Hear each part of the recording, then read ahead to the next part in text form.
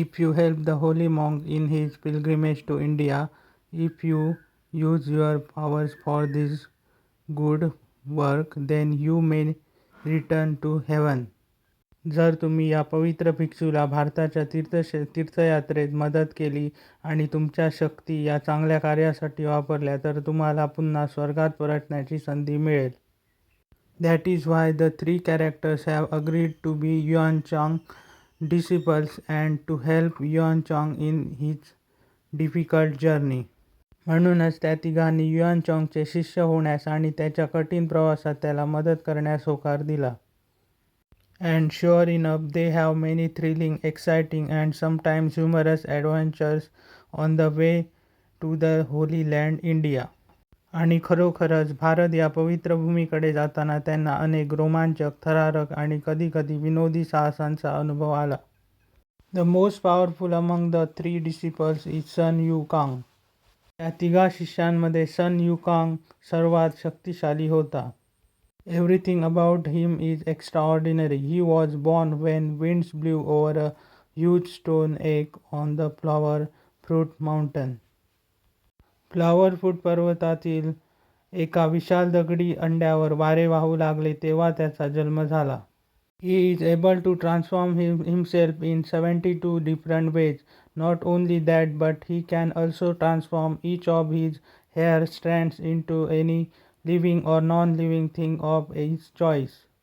तो स्वतःचे 72 वेगवेगळ्या रूपांतर करू शकतो. एवढेच नव्हे तर तो प्रत्येक केसाचे रूपांतर आपल्या इच्छेनुसार कोणत्याही सजीव किंवा निर्जीव वस्तूमध्ये करू शकतो. His as you wish gold-banded cudgel is also magical. It can grow as big as pillar supporting the sky, but at the other times it becomes as tiny as needle. त्याच्या इच्छेनुसार वाढणारा सोन्याच्या पट्ट्यांचा दंडुका देखील जादुई आहे. कधी तो आकाशाला आधार देणाऱ्या खांबा एवढा मोठा होतो तर कधी सुई एवढा लहान होतो. Then the Monkey King just tucks it away behind his car. Sun Wukong can travel thousands of kilometers in just one somersault.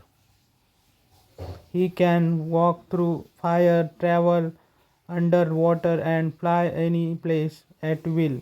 मग माकडांचा राजा तो दंडुका आपल्या कानामागे ठेवतो. सन वुकांग एका कोलांटी उडीत हजारो किलोमीटरचा प्रवास करू शकतो.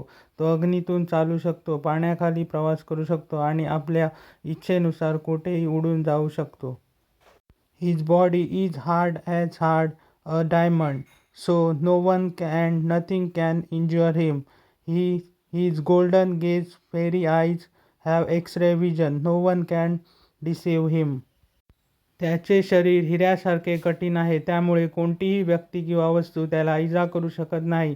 त्याची सुवर्णदृष्टी आणि ज्वालामय डोळे आरपार पाहू शकतात, त्यामुळे कोणीही त्याला फसवू शकत नाही. Sun Wukong is brave and intelligent, but he is also a trickster. He loves to have fun, and some of his superpowers help him to just that. He has a watch which can suck in anything or any more. He can simply point at a lock and open it. He is very quick and can grow very big, very tiny at a blink. You can imagine how he must have teased his energies using these tricks. सन वुकांग धाडसी आणि बुद्धिमान आहे, पण तो खोडकरही आहे. त्याला मजा करायला फार आवडते आणि त्याची काही अद्भुत शक्ती त्याला त्यासाठी मदत करतात. त्याच्याकडे एक असे भांडे आहे जे कोणीही व्यक्ती किंवा वस्तू आत खेचू शकते, पण तो फक्त कुलुपाकडे बोट टाकवतो आणि ते उघडतो. तो क्षणार्धात खूप मोठा किंवा खूप लहान होऊ शकतो. या युक्त्या वापरून त्याने आपल्या शत्रूंना किती छान छेडले असेल याची तुम्ही कल्पना करू शकता.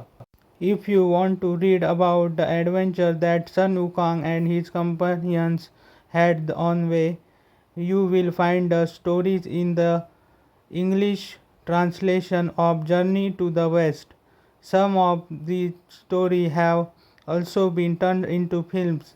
What would you like better, to read the historic account of Yuan Chang's travels, or to read the fantastic stories of Sun Wukong?